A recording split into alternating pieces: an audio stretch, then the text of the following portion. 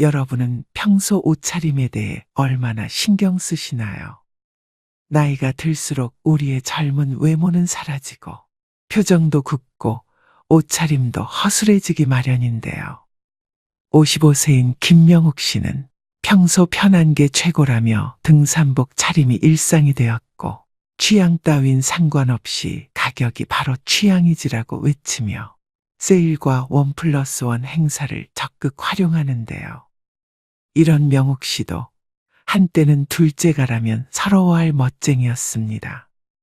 결혼하고 아이들을 키우며 치열하게 삶을 꾸려나가다 보니 자신을 가꾸는 일은 점점 뒤로 밀려났고 50이 넘은 지금에 와서는 멋은 사치스럽고 귀찮은 일이 되어버렸죠.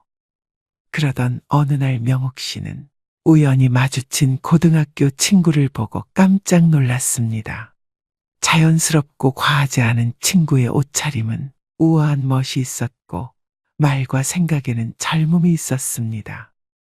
명욱 씨가 포기한 멋은 단순히 외모나 옷차림이 아니었습니다. 어느새 마음마저도 나이 들어가고 있었죠.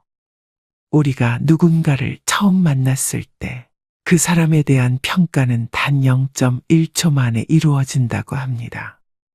이처럼 빠른 시간 안에 형성되는 첫인상은 우리가 의식하지 못하는 사이에도 큰 영향력을 발휘합니다.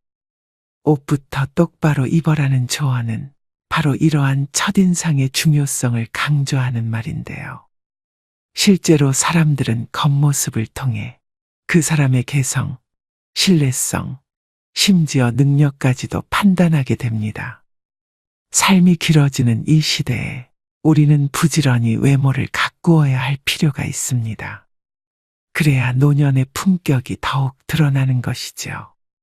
여자가 예뻐 보이려고 화장하듯이 노년은 옷으로 화장해야 된다는 말이 있습니다.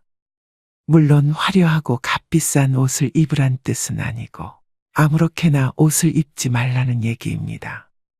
더구나 옷차림이 여러분의 운을 가로막거나 반대로 재물운을 불러올 수 있다는 사실을 알고 계신가요?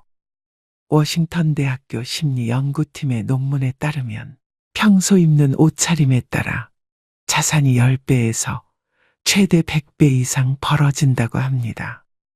그래서 오늘은 운과 재물복을 불러오기 위해서 반드시 피해야 하는 옷차림과 나이 들수록 외모에 신경 써야 하는 진짜 이유에 대해 살펴보겠습니다.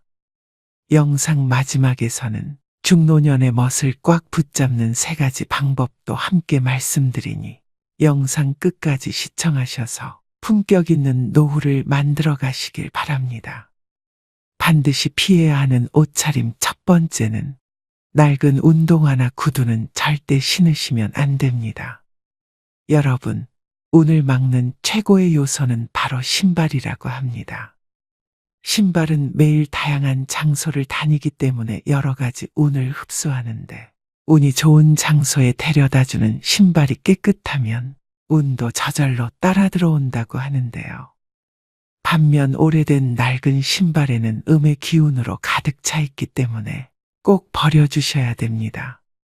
또 낡고 더러운 운동화나 구두를 신고 다니는 사람은 행동과 생각에 조심성이 없다는 반증이기도 합니다. 한마디로 편한 대로 또 하고 싶은 대로 하고 살아가는 사람이라는 이야기입니다. 사람은 한 걸음을 걸어도 디뎌야 할 곳과 디디지 말아야 할 곳을 구분하지 못할 것이며 그 사람의 무의식 속에 새겨져 그 사람의 생각과 말, 행동에도 영향을 줄 것입니다. 즉 때와 장소를 가리지 않고 하고 싶은 대로 하는 사람이 될 것입니다. 낡은 신발을 신는 사람을 좋아하는 사람은 없겠죠. 절대 좋은 기회가 주어지지 않기 때문에 인생의 운과 재물 역시 가로막히게 될 것입니다. 신발은 늘 깨끗하게 유지하고 낡은 것은 새 것으로 바꿔주셔야 됩니다. 또한 운동화의 밑창이 다르면 뛰고 걸을 때마다 완충되는 곳이 없어 발바닥과 무릎, 허리가 그 충격을 그대로 흡수하게 됩니다. 그렇게 되면 관절과 척추의 염증을 쉽게 유발할 수 있는데요. 아무리 마음에 드는 운동화라도 밑창에 마모된 곳이 있으면 반드시 갈아주어야 나이가 들수록 허리가 아프지 않습니다. 반드시 피해야 하는 옷차림 두 번째는 색이 바랜 옷이나 늘어진 옷은 절대 입지 마세요. 옷이 늘어나고 색이 바랬다는 것은 이미 그 옷의 수명을 다했다는 이야기입니다. 이는 버려야 할 옷을 입고 다닌다고도 볼 수 있는데요. 이는 나에게 생기가 넘쳐나고 있느냐, 사기가 넘쳐나고 있느냐 하는 문제입니다. 즉, 내가 번영해 갈 사람인지 몰락해 갈 사람인지를 암시하는 중요한 문제라는 것이죠. 또한 세탁소에서 주는 철제 옷걸이도 사용하시면 안 됩니다. 녹이 슬거나 곰팡이, 먼지가 있는 곳은 풍수학에서는 가장 나쁜 것이라고 말합니다. 옷장은 습기가 많은 곳이고 철로 만들어진 세탁소 옷걸이는 시간이 지나면서 녹이 슬기 마련인데요. 과거 일제가 우리 민족의 정기를 끊기 위해 녹슨 대못을 산천 곳곳에 박았듯이 가정의 운을 끊어버리는 것은 대못뿐만 아니라 녹이 쓴 철제 옷걸이도 해당됩니다. 더구나 철제 옷걸이는 옷의 형태를 잘 잡아주지 못하기 때문에 빨리 늘어나게 되는데, 이런 옷을 입은 사람에게는 어느 누구라도 호의를 가지기가 어렵고 그 사람의 이미지에 악영향을 줍니다. 녹이 슬지 않고 옷 모양을 잘 잡아줄 수 있는 플라스틱 옷걸이나 나무 옷걸이를 사용하셔야 됩니다. 또 한 가지는 옷이나 옷장에서 좋지 않은 쾌쾌한 냄새가 난다면 힘든 삶을 살아가게 됩니다. 옷장과 옷방 환기를 자주 시키고 습기제와 방향제를 넣어두는 것도 잊지 마셔야 됩니다. 반드시 피해야 하는 옷차림 세 번째는 허전한 손목이나 목은 불운을 불러옵니다. 목걸이나 반지에는 펜던트나 보석 같은 구심점이 있는 것처럼 옷에도 포인트가 있어야 하며, 사람의 말과 행동 등 우리 인간이 살아가는 모든 곳에는 이러한 포인트가 있어야 합니다. 똑같은 넥타이를 하더라도 핀의 유무에 따라 그 정갈함이 완전히 달라져 보이게 됩니다. 또 똑같은 옷을 입더라도 눈길을 끄는 액세서리 포인트가 있는지 없는지에 따라 완전히 다른 고급스러움을 만듭니다. 손에는 손목시계나 반지 둘 중 착용하면 좋고, 여성분들의 경우에는 목걸이를 착용하는 것이 좋은데요. 과도한 치장은 상대가 보기에 불편하게 하고 스스로의 운도 막아버리게 되지만, 최소한의 포인트는 센스 있는 사람으로 보여집니다. 다만 검은색 줄이나 쇠 목걸이를 하고 다니시는 분들이 있는데 이것은 피해 주셔야 됩니다. 금, 은을 제외한 다른 물질로 만들어진 목걸이는 기운을 막아버리기 때문입니다. 센스 있는 액세서리 사용은 여러분을 귀티나게 보이도록 할 것이며, 이것이 여러분의 운을 살아나게 하고 재물을 부를 것입니다. 반드시 피해야 하는 옷차림 네 번째는 검은색 옷에는 꼭 이것을 함께 갖추어야 합니다. 검은색 옷 좋아하시는 분들 정말 많으시죠? 깔끔하기도 하면서 편하고 때탈 걱정도 없고 부담 없는 색상입니다. 다만 검은색 옷을 입으실 때는 안에 입는 옷의 색깔은 완전히 달라야 하는데요. 오행학적으로 검은색은 휴식과 마침을 의미하는 것이며 죽음과 멈춤을 의미하는 것이기 때문입니다. 과학적으로도 검은색 옷을 매일 입으면 건강이나 기분에도 영향을 미친다고 합니다. 이는 검은색이 주는 파장 효과 때문입니다. 색에는 심리를 좌우하는 생체적인 파장이 있습니다. 흐린 날에 밝은 색 옷을 입으면 기분이 밝아지는 것처럼, 상대적으로 이 검은색 옷은 기분이 가라앉고 또 소심해지기 때문에 좋지 않은 운기를 겪는 경우가 많다고 합니다. 되도록 밝은 색의 옷을 자주 입는 것이 좋겠지만, 검은색 옷을 입으실 경우에는 꼭 밝은 색의 옷과 같이 입어서 색의 중화를 만들어줘야 함을 명심하셔야 됩니다. 반드시 피해야 하는 옷차림 5번째는 구겨진 정장이나 외투는 꼭 다려서 입으셔야 합니다. 여러분, 외투나 정장이 구겨졌다는 것은 이 사람이 아주 게으른 사람이다 라는 것을 반증하는 모습입니다. 옷을 걸어 두지 않고 어디든 함부로 던져 보관하는 사람이라는 이야기이죠. 물론 현대 인상학자들 역시 이러한 사람은 항상 일정한 형식이나 절차가 없이 편한 대로 막 살아가는 사람이라고 표현을 하며, 또한 타인에게 절대 호감을 얻을 수 없는 사람이라고 얘기하고 있습니다. 우리 조상님들 역시 그 어려운 생활 여건 속에서도 의복 손질은 항상 정갈하게 하셨고, 의관을 정제한다 라는 표현을 쓰시므로 옷차림 하나 삐뚤어지지 않아야 한다라고 말씀하셨습니다. 물론 이것이 현대로 말하면 정장이나 외투가 됩니다. 생각대로 되고 말하는 대로 된다는 말이 있습니다.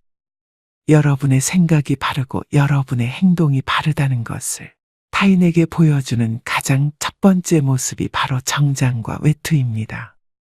예전 EBS 방송에서 옷차림의 중요성에 대해 방영된 적이 있었는데, 같은 남성이 다른 옷차림을 한 모습을 바라보는 여자의 인터뷰였는데요.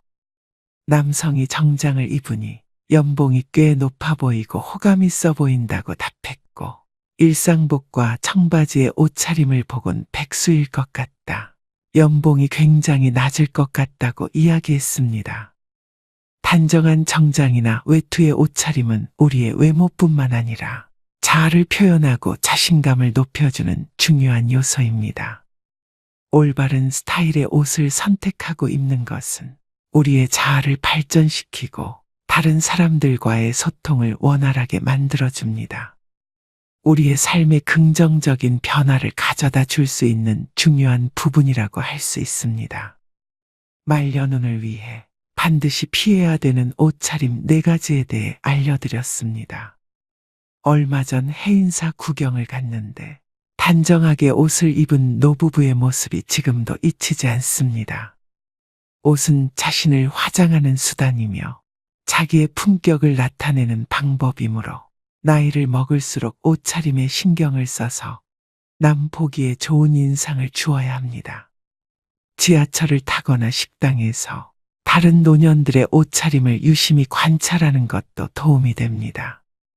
직장에 다닐 때는 항상 정장이나 유니폼을 입으니까 옷차림에 신경 쓸 필요가 없었지만, 노년이 되면 외출 시 무슨 옷을 입고 나갈까 한번 생각해 보는 것이 스스로 품위 있는 노년 대접을 받는 길일 것입니다. 그렇다면 나이 들수록 외모 관리에 신경 써야 되는 진짜 이유는 무엇일까요? 첫 번째는 감정 노화를 막습니다. 여러분은 미용실을 다녀오면 어떤 기분이 드시나요? 여성분들이 헤어스타일을 바꾸면서 종종 하는 말이 있습니다. 바로 기분 전환인데요. 나빴던 일을 털어버리고 뭔가 변화를 주고 싶을 때 참 효과 있는 방법 중 하나입니다. 이것은 심리치료법 중 행동을 변화시켜 감정을 조절하는 행동치료의 효과와 같다고 합니다. 이전과는 색다른 경험을 하거나 6, 70대 노인이 젊어지는 방법이기도 한데요. 젊은 사람들도 마찬가지겠지만 나이 들수록 외모 관리는 더 활력 있게 보이고 같은 나이대보다 더 젊어지는 효과가 있습니다. 한 연구에 따르면 겉모습이 노인에 가까울수록 감정의 노화가 더욱 빠르게 진행되어 결국에는 전신 기능이 쇠약해지는 경우가 많았다고 지적합니다. 예쁜 옷을 입거나 피부 관리를 하는 등 외모에 신경을 씀으로써 감정까지도 조절할 수 있다고 하는데요. 노인들은 나이 들수록 나태해지기 쉽습니다. 들수록 많이 걷고 움직이면서 언행을 무겁게 하고 자기 관리에 힘써야 노공이나 노출을 면할 수 있습니다. 일상에서 흐트러짐 없는 마음 자세를 가져야 용모며 의상도 단정할 수 있습니다. 노인이 되어서 좋은 옷을 입고 유행을 염두에 둘 필요야 없지만 아무렇게나라는 생각은 버려야 합니다. 두 번째는 건강에 도움이 됩니다. 젊을 때는 느끼지 못했지만 나이 들수록 특히 노인의 외모 관리는 건강에 많은 영향을 줍니다.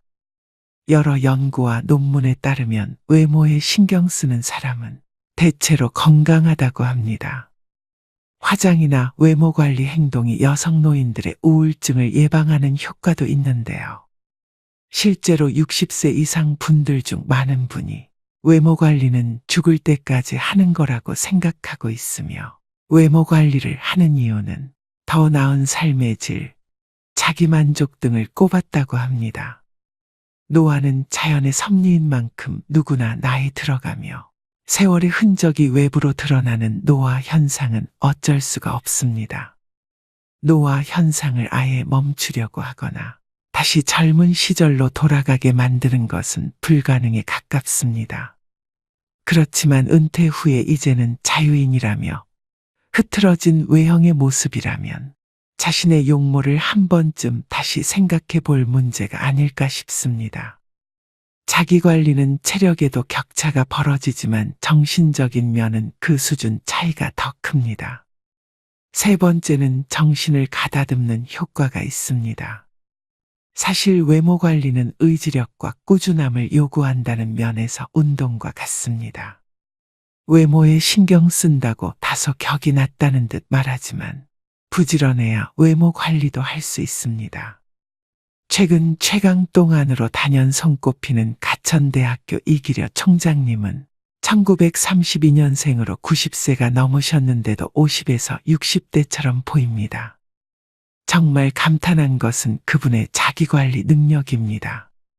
부지런하지 않으면 안 되고 절제할 것도 많은데 그것을 지켰다는 것은 대단한 의지력입니다. 여기서 외모 관리에 또 다른 힘을 발견할 수 있습니다. 바로 나태해지는 자신을 돌려 세우고 정신을 가다듬게 도와준다는 것입니다.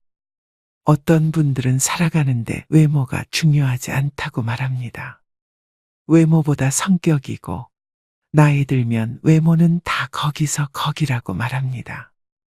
그러나 이것은 잘생기고 예쁘다는 측면에 많이 기울어진 의견이 아닌가 싶습니다. 그러나 제가 말씀드리는 외모 관리는 더 넓은 범위입니다. 청결, 체형, 화장 등을 포함한 우리의 겉모습, 몸의 관리입니다. 이러한 외형의 관리가 정신을 가다듬는 내적 충실에도 상당히 도움이 된다는 점을 말씀드리는 것입니다. 네 번째는 나이 들수록 외모 관리도 중요한 경쟁력이 됩니다. 나이가 들면서 자신의 외모에 대한 자신감도 떨어지고 자연스레 관심도 줄어 외모 관리에 신경 쓰지 않기 쉽습니다. 하지만 현대 사회에서는 나이가 들어도 지속적으로 자신의 외모를 관리하는 것이 중요한 경쟁력으로 작용합니다. 외모 관리에 신경 쓰지 않는 순간 자신에게 손해로 돌아올 위험이 높은데요. 특히 나이 들수록 더 그런 이유는 젊었을 때는 관리하지 않아도 젊음이 다 커버해줬지만 나이 들면 노화와 습관으로 인한 부작용들이 더 잘 드러나고 게다가 좋은 상태를 유지하는 것에도 더 많은 시간과 노력이 필요하기 때문입니다. 나이 들어도 외모 관리를 꾸준히 하는 사람은 은근히 능력이 있어 보입니다. 부지런한 것은 쉽게 할 수 없는 일이기에 시간 관리, 감정 관리를 잘하는 사람이란 생각이 듭니다. 그만큼 일자리를 얻는 것과 인간관계에서 유리한 점이 많습니다. 반면 외모 관리를 하지 않는 사람은 덜 프로처럼 보여 손해보기 쉽습니다. 이처럼 외모 관리는 좋은 첫인상을 만들어내는 것뿐만 아니라 자신감과 자기 강화에도 큰 역할을 합니다.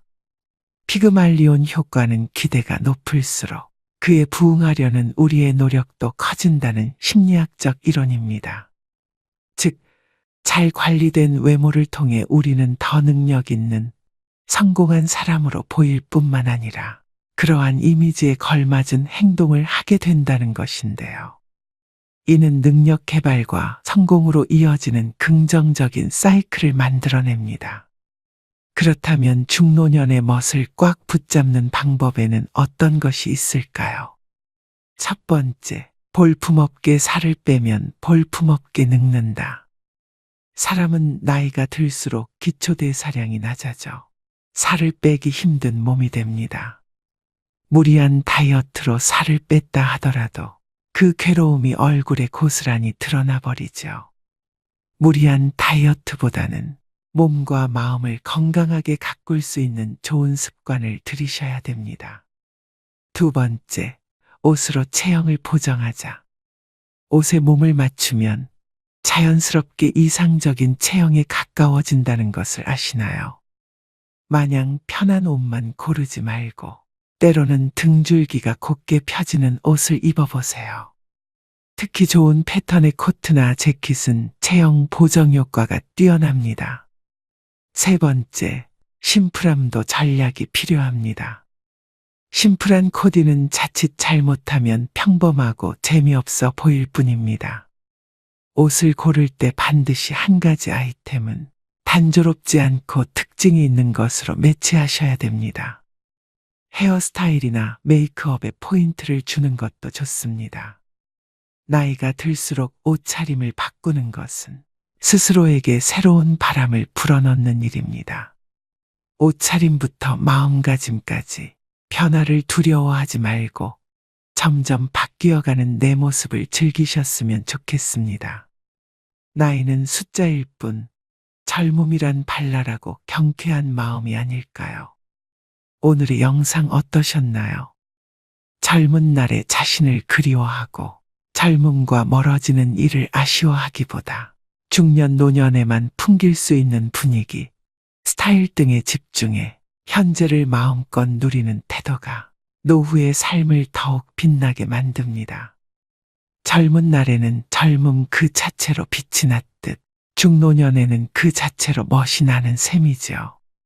등산복에는 수십만 원을 투자하면서 외출복에는 무관심한 분들이 많습니다. 영국의 노인들은 집에서도 넥타이를 맨다고 하는데요. 물론 이것은 시대에 맞지 않지만 그 정신만은 한번 음미할 필요가 있습니다. 물론 외면뿐 아니라 내면도 함께 가꾸는 일은 인생 후반기에 품격을 더하는 가장 좋은 방법일 것입니다. 단순히 겉모습에만 집중하는 멋이 아닌 그 이면의 가치와 아름다움에 더 집중하는 멋이야말로 중년 이후 더 진하게 즐기고 누릴 수 있는 특권입니다. 오늘도 노후의 지혜와 함께 해주셔서 감사드립니다. 황금빛으로 무르익어가는 여러분의 지혜로운 인생을 언제나 응원합니다. 시간은 누구에게나 공평하게 주어집니다. 매년 차곡차곡 쌓이는 마일리지처럼 아이는 서서히 청년이 되어가고 청년은 자연스레 늙어 노화의 길로 접어들죠. 하지만 나이 들미 곧 노쇠를 의미하는 것은 아닙니다. 나이와 관련한 모순된 속담 두 가지가 있습니다. 나이는 못 속인다와 나이는 숫자에 불과하다. 둘 다 나이듦을 이야기하지만 전자가 나이에 굴복하고 노쇠 수순에 순응하는 의미라면 후자는 육체적 노화를 벗어나려는 자발적 의지가 담겨 있습니다. 여러분은 둘 중 어떤 속담을 품고 사시나요? 나이듦이란 물리적 노화일 뿐 우리 몸 안에 가슴에 청춘을 담는 일은 내 의지와 결정에 따라 얼마든지 달라질 수 있습니다. 지금이라도 변화하고 싶다면 잘 늙어가는 것이 곧 오래도록 청춘으로 사는 길이겠죠. 나이 들면 이런 마음으로 살다 갑시다. 삶을 남과 비교하지 말고 남을 원망하지 말고 부모로서 자식이 잘 되길 바래도 자식들에게 너무 기대하지 말고 지난 날을 후회하지 말고 내 운명이라 생각하고 운명이 다해 세상 떠날 때 부와 권력, 명예 다 놓아버리고 빈손으로 홀가분하게 미련 없이 미소 짓고 떠나게 해달라고 기도하며 삽시다. 재물이 많아도 만족하지 못하고 더 많은 재물을 모으려고 발버둥치면 재물의 노예가 되어 가진 재물에 만족하지 못해 마음이 가난하고, 많은 재물이 없어도 가진 것에 만족하고 분수에 맞게 즐겁게 살면 마음이 부유의 부자입니다. 가난한 사람과 부자는 마음먹기에 달려 있습니다. 영겁의 세월 속에 인간의 삶은 흐르는 물과 같고, 하늘에 떠가는 구름과 같고, 올 때는 순서가 있지만 이 세상 떠날 때는 순서도 없고, 언제 떠난다는 기약도 없어 몇 분후를 모르는 것이 인생이라 합니다. 지난 날은 다시 돌아올 수 없고 미래는 기약이 없으니 지난 일에 미련 갖지 말고 미래를 너무 기대하지 맙시다. 지금 주어진 이 시간이 생애 제일 소중하다고 생각하며 보람있고 즐겁고 행복하게 보냅시다. 노년에 친한 친구가 2사람만 있어도 인생을 잘 살았다는 말이 그때는 마음에 와닿지 않았는데 정년 후에야 실감이 납니다. 친구가 될 수 있는 조건이, 첫째, 가까이 살아 언제든지 부르면 올 수 있고, 둘째, 취향이 같고 건강해야 동행할 수 있고, 생활 여유가 같아야 함께 여행도 하고 술도 함께 부담 없이 나눌 수 있습니다. 나이가 들면 세상을 이런 마음으로 즐겁고 행복하게 살다 운명이 다 해부르면 큰 고통 없이 미소 짓고 미련 없이 떠날 수 있는 사람이 인생을 가장 잘 산 사람 아닐까요? 그래서 오늘은 나이 들어 성숙한 내면을 가지기 위해 반드시 피해야 할 행동 6가지에 대해 알려드리겠습니다. 오늘부터라도 5가지 중 1가지라도 실천하셔서 품격 있는 노후를 만들어 가시길 바랍니다. 인생 수업 바로 시작하겠습니다. 나이 들어 반드시 피해야 할 행동 첫 번째는 질서를 무시하는 사람입니다. 사람들이 전철을 타기 위해 출입문 양 옆에 줄 서 있는데 한 나이 든 분이 맨 앞으로 끼어들었던 적이 있었습니다. 질서를 지키는 모습에 대한 평가는 나이 들수록 더 극과 극으로 갈리는 경향이 있습니다. 30, 40대면 당연한 모습처럼 여기는데 머리가 흰 나이 든 노인이 질서를 지키는 모습은 훨씬 더 존경스러운 마음이 듭니다. 어른도 저러는데 나도 본받아야지 라는 생각이 듭니다. 30대, 40대도 어른인데 유독 노인에게 이런 마음이 든 이유는 무엇일까요? 바로 사회의 어른 근본이란 생각이 크기 때문입니다. 반면 노인이 질서를 무시하는 모습은 더 추하게 보입니다. 어린 사람보다 더 비난을 받는 이유는 모범을 보일 위치에 있는 사람이기 때문입니다. 오래전 줄을 서자, 차선을 지키자라는 캠페인이 벌어진 적이 있습니다. 사고를 예방하고 모두가 편해지는 길이라는데 공감했습니다. 새치기하고 무단횡단하는 것은 정말 부끄러운 모습입니다. 그런데 이런 행동을 어른이 버젓이 하는 모습에 질서를 가르치던 부모는 아이의 눈을 가리게 됩니다. 배울 것이 없는 것은 괜찮습니다. 하지만 배우지 말아야 할 것을 하는 것은 어른으로서 부끄러운 일입니다. 이런 부끄러움은 나이가 들수록 더 커져 추하게 보이기까지 합니다. 아프거나 거동이 불편한 사람은 예외를 둘 수 있지만 나이 들어 질서를 무시하는 사람들을 보면 나이를 어떻게 먹었는지 혀를 차게 되고 자기만 아는 형편없는 사람으로 여기게 됩니다. 2번째는 책임을 회피하고 남 탓하지 말아야 됩니다. 우리가 어른에게 기대하는 것 중 하나는 바로 성숙한 태도와 책임감입니다. 그렇다면 왜 책임을 회피하고 남 탓하는 사람이 나이값 못하고 취해 보일까요? 그 중심에는 존경의 가치와 신뢰의 손실이 있습니다. 우리는 일상에서 많은 선택과 결정을 내립니다. 그 과정에서 발생하는 실수나 실패는 자연스러운 일입니다. 자신의 잘못을 인정하고 그로 인한 결과를 받아들이는 것이 성숙한 어른의 모습입니다.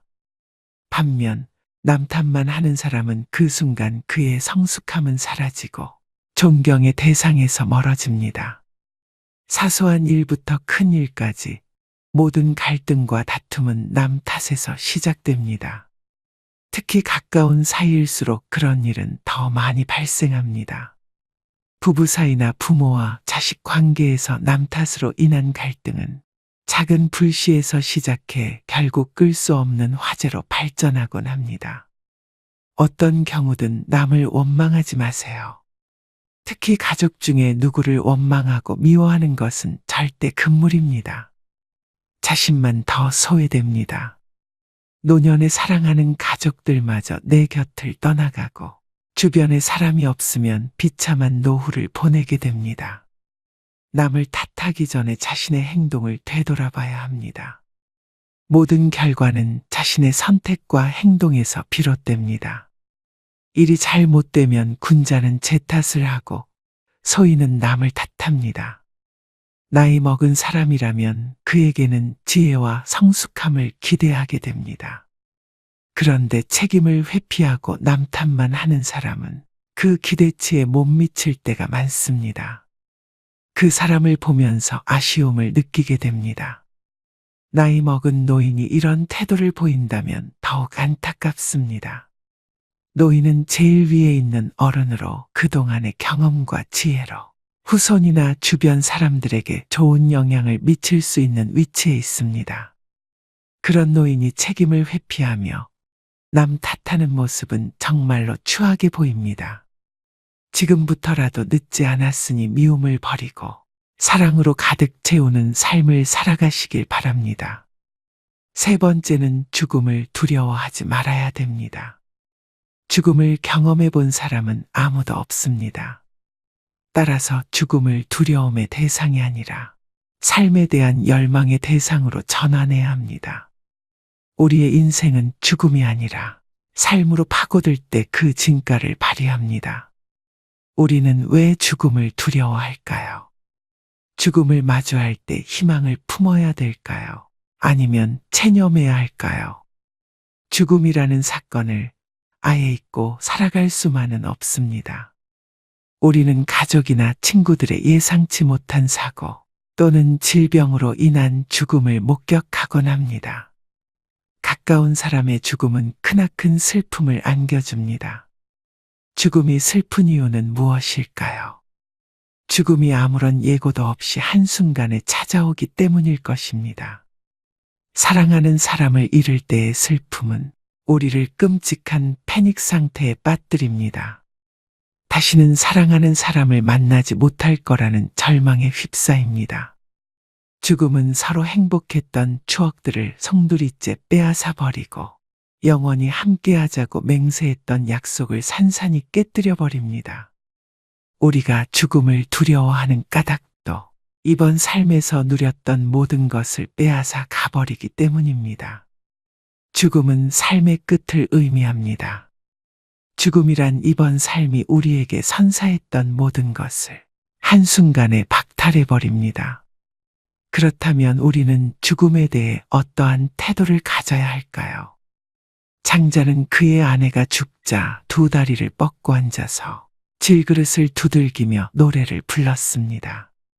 문상을 왔던 해자가 그 광경을 보고 아내가 죽었는데 곡을 하지 않고 노래를 하다니 이거 너무 심하지 않느냐고 질책을 했습니다. 장자는 왜 이러한 행동을 한 것일까요? 장자도 아내가 죽었을 때 처음에는 슬퍼서 목 놓아 통곡했다고 고백합니다. 하지만 곧 장자는 사계절이 되풀이해서 흘러가는 것과 마찬가지로 죽음은 소멸이 아니라 변화의 과정이라는 하늘의 운명을 깨달았습니다. 태어나기 전 인간에게 삶이란 없었습니다. 우연히 기가 형성되고 인간으로 태어나면서 삶이 시작된 것입니다. 죽음이란 이제 다시 변화의 과정을 통해 태어나기 전으로 돌아가는 것입니다. 우리에게는 가족의 죽음이든 자신의 죽음이든 운명으로 받아들이는 태도가 필요합니다. 인간이 죽는다면 그저 태어나기 전으로 돌아갈 뿐입니다. 죽음 이후를 막연히 두려워할 필요가 없습니다. 네 번째는 허풍을 심하게 떨거나 자랑을 너무 많이 하는 것입니다. 나이 들어서까지 입만 열면 잘난 척과 허풍을 떠는 사람이 있습니다. 제 주변 친구 중 한 명은 그렇게 자식 자랑을 합니다. 살면서 하지 말아야 할 자랑 세 가지를 꼽자면 배우자 자랑, 자식 자랑, 돈 자랑이라고 합니다. 이 가운데서도 특히 아무리 친한 친구 사이라도 하지 말아야 할 자랑이 있는데 그것이 바로 자식 자랑입니다. 사람들 가운데는 자식들 일로 인해 자랑을 할 것이 많은 사람도 있지만 그렇지 않은 사람도 있지요. 특히 자식 때문에 속을 썩이고 있거나 고민이 많은 사람이 있습니다. 이런 사람 앞에서 자식 자랑을 하는 것은 아픈 사람 앞에서 자신의 건강을 자랑하는 것과 같습니다. 그 말을 듣는 사람의 입장에서는 겉으로 드러내지는 않아도 그 자체로 스트레스이고 고통이 됩니다. 나이가 들수록 축하보다도 자랑을 많이 하는 친구들이 있는데 이런 습관은 오랜 친구마저도 멀어지게 합니다. 이처럼 사회에서 잘난 척과 허풍이 심한 사람을 만나게 되면 그때마다 느끼는 게 있습니다. 자랑하는 사람일수록 자세히 들여다보면 내세울 것이 별로 없다는 사실입니다. 자신은 스스로 자기 자랑을 열심히 하고 있지만 그래서 들여다보면 빛 좋은 개살구이거나 그 주변에는 별로 성과라고 할 만한 것이 없는 사람이 대부분이었습니다. 왜 그럴까요? 자랑을 수시로 하는 사람은 겉으로 자신이 대단한 사람이라는 것을 적극적으로 알리지 않으면 부족한 사람이라는 것이 저절로 드러나기 때문이다. 자신에게 부족한 점이 많다는 것을 감추기 위해 끊임없이 주변 사람에게 자기를 드러내는 것입니다. 주변 사람에게 어떻게든 인정을 받아야 부족한 것을 감출 수 있을 것 같은 의식의 생각입니다. 그런 사람들의 의식에는 역설적으로 별로 이룬 것이 없는 사실에 대한 불안과 걱정이 깔려 있습니다. 반면 무엇인가를 이룬 사람은 그것을 굳이 자랑하려 하지 않습니다. 아니, 자랑할 필요가 없습니다. 자랑하지 않아도 그들이 갖춘 것은 저절로 드러나기 때문입니다. 경제적으로나 정신적으로나 부유하든 그렇지 않든 과실을 주 목적으로 하는 사람일수록 자랑하는 것만큼 실제로는 보잘것없을 가능성이 큽니다. 실제로 내가 갖고 있는 것과 이룬 것과 별개로 과실을 목적으로 하는 사람일수록 스스로 자신이 부족한 사람이라는 사실을 계속 강조하는 것이겠죠. 사람들과의 관계에서 항상 겸손하고 베풀 줄 아는 것. 겸손과 베푸는 삶을 실천할수록 실제로 부자 마인드에 가까워지는 법입니다. 그렇게 아름답게 늙는 것입니다. 그것이 진짜 부자들의 자세이기 때문입니다. 다섯 번째는 내적 성장을 최우선으로 해야 됩니다. 돈이나 권력과 같은 언제고 사라질 수 있는 그림자를 삶의 절대적 가치라고 믿고 살아간다면 실제로 그것들이 사라졌을 때 크나큰 상실감에 휩싸일 수밖에 없습니다. 반면에 내적 성장은 사라지지 않습니다. 내가 깨달은 참된 지혜는 누구도 훔쳐갈 수 없습니다. 질문하지 않는 삶은 무의미합니다. 우리는 어렸을 적 경이로움에 가득 찬 눈동자로 세상을 바라봤습니다. 그런데 자라면서 세상을 향한 호기심은 물론 자기 자신에 대한 궁금증을 서서히 잃게 됩니다. 이미 다 안다고 착각하기 때문입니다. 이 세상은 무엇으로 이루어져 있는지, 왜 그런 일이 일어나는지, 나는 어떻게 해야 하는지 집요하게 캐묻지 않습니다. 그렇게 서서히 고정관념에 갇힙니다.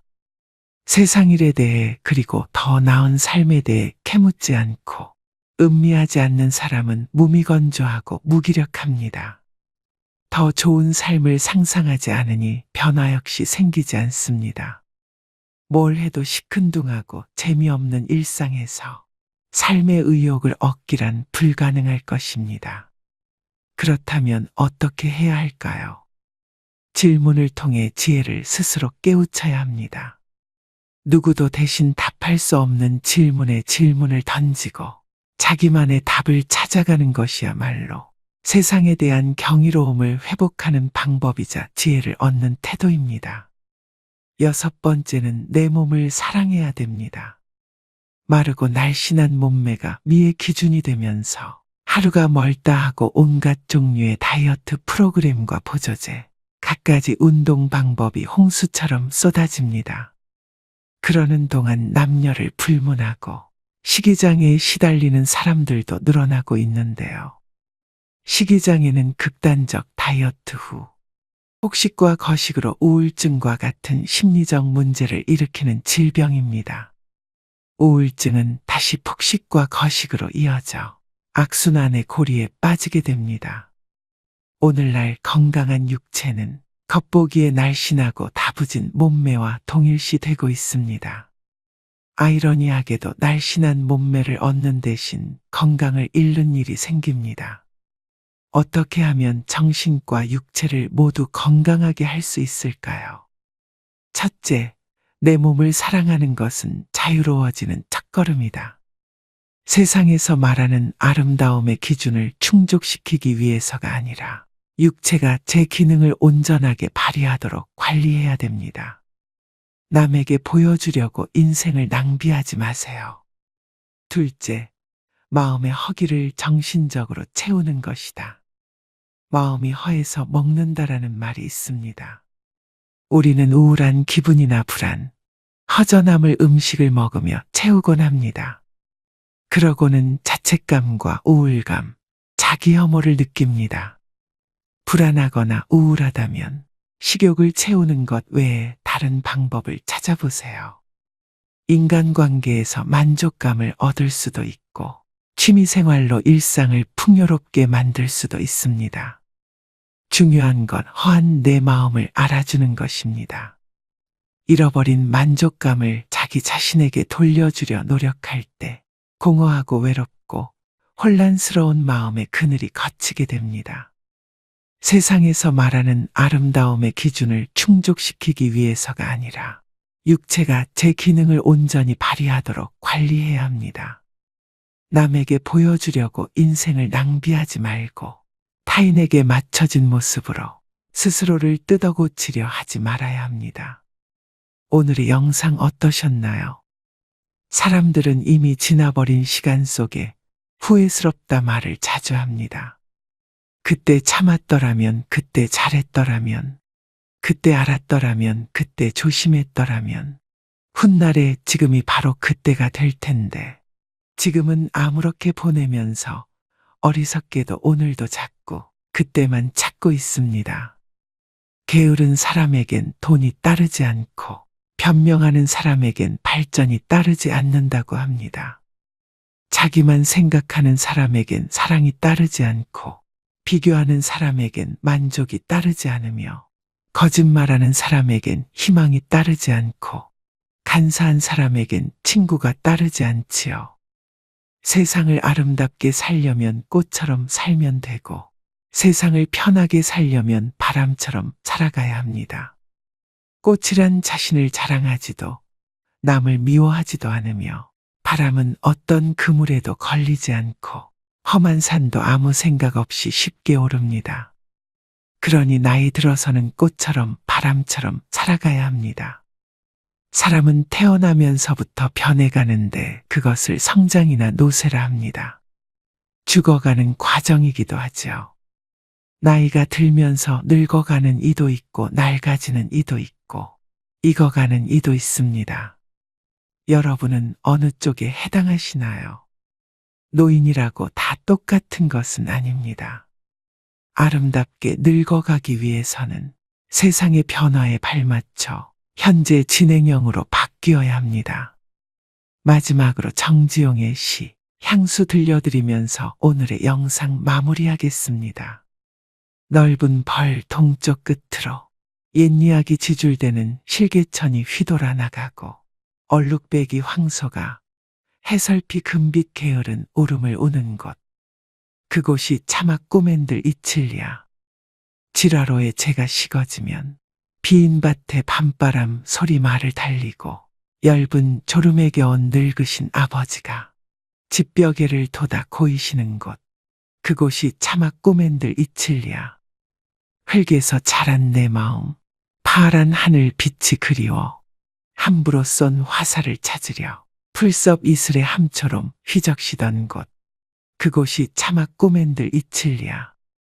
전설바다에 춤추는 밤물결 같은 검은 귀민머리 날리는 어린 누이와 아무렇지도 않고 예쁠 것도 없는 사철 발벗은 아내가 따가운 햇살을 등에 지고 이삭 줍던 곳. 그곳이 차마 꼬맨들 이칠리야. 하늘에는 섞은 별, 알 수도 없는 모래성으로 발을 옮기고 서리 까마귀 우지짓고 지나가는 초라한 지붕. 흐릿한 불빛에 돌아앉아 도란도란 거리는 곳. 그곳이 차마 꼬맨들 이칠리야. 오늘도 노후의 지혜와 함께 해주셔서 감사드립니다. 황금빛으로 무르익어가는 여러분의 지혜로운 인생을 언제나 응원합니다.